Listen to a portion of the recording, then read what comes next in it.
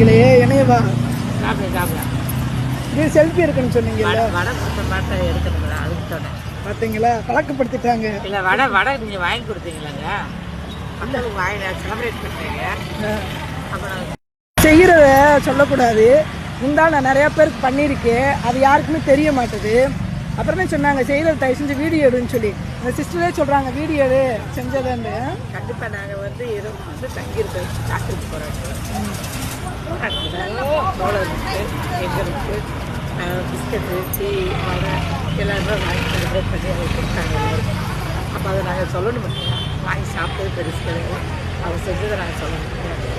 அதை போய் விஜய் சார் தான் விஜய் என்ன சொல்லுக்கணுங்க தான். இப்போ அங்கே தொண்டை கட்டி போச்சு பேசியேவோம் அங்கே பாருங்க. பாதி நல்லா